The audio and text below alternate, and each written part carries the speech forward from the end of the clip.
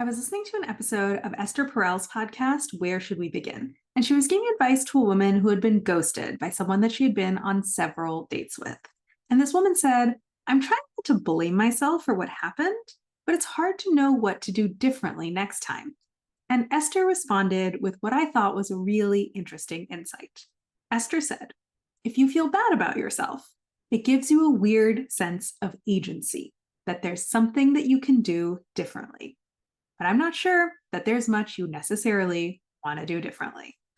And if there's one thing that high stress, high achievers have in common, it's that they take radical ownership of their results.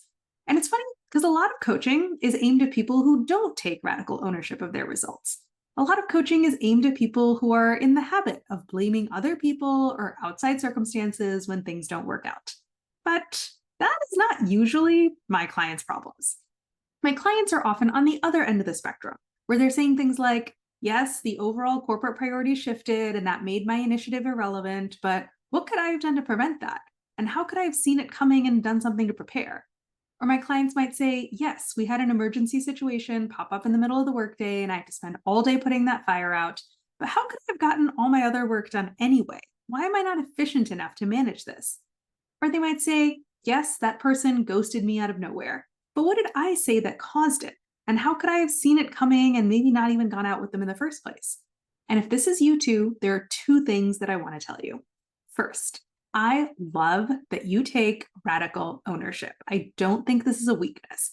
I think this is actually one of the most admirable things about you. I think this makes you really freaking cool.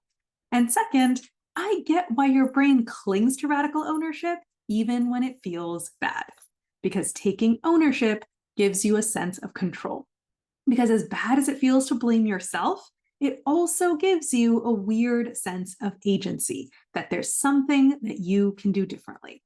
But the cost of that sense of agency is that you always feel like you're doing something wrong. So I want you to just sit with this idea today. What if it's not you? What if there is absolutely nothing that you should be doing differently?